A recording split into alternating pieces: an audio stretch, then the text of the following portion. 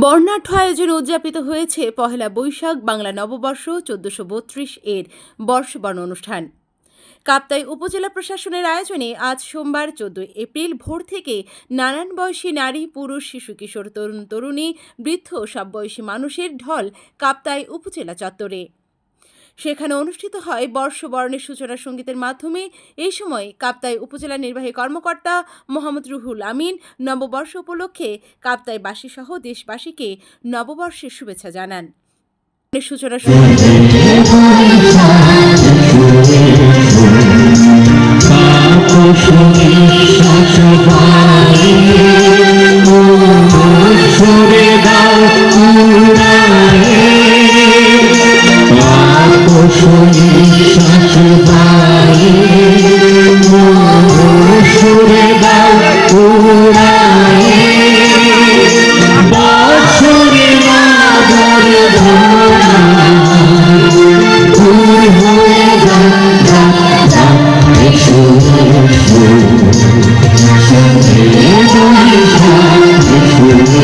তিনি বলেন, উপজেলা প্রশাসনের আয়োজনে বাংলা নববর্ষ ১৪৩২ এর বর্ষবরণ অনুষ্ঠানের আয়োজনে উপজেলার বিভিন্ন রাজনৈতিক ও পেশাজীবী লোকজন এই আনন্দ র্যালিতে অংশগ্রহণ করে বর্ষবরণ অনুষ্ঠানকে সুন্দর ও সফল করার জন্য ধন্যবাদ জানাচ্ছে।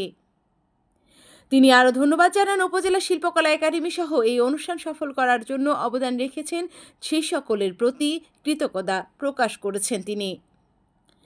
এই সময় অনুষ্ঠানে উপস্থিত ছিলেন রাঙ্গামাটি জেলা বিএনপির সহসভাপতি ডাক্তার রহমতুল্লাহ, যুগ্ম সম্পাদক ও কাপ্তাই উপজেলার সাবেক চেয়ারম্যান দিলদার হোসেন, কাপ্তাই উপজেলা সহকারী কমিশনার ভূমি স্বরূপ মুহুরী, উপজেলার সাবেক ভাইস চেয়ারম্যান নূর নাহার বেগম, উপজেলা সহকারী তথ্য কর্মকর্তা মোহাম্মদ দেলোয়ার হোসেন, চন্দ্রঘোনা মিশন হাসপাতাল পরিচালক ডাক্তার প্রবীর খিয়াং, কাপ্তাই উপজেলা স্বাস্থ্য কমপ্লেক্স মেডিকেল অফিসার ডাক্তার রইলা অং মার্মা, কাপ্তাই উপজেলা বিএনপির সভাপতি মোহাম্মদ লোকমান হোসেন, সাধারণ সম্পাদক ইয়াসিন মামুন সহ সমগ্র আয়োজনে অংশগ্রহণ করেন বিভিন্ন শিক্ষা প্রতিষ্ঠান, সামাজিক সাংস্কৃতিক সংগঠন সহ সরকারি বেসরকারি প্রতিষ্ঠানের সদস্য ও গণ্যমান্য ব্যক্তিকর্মীরা।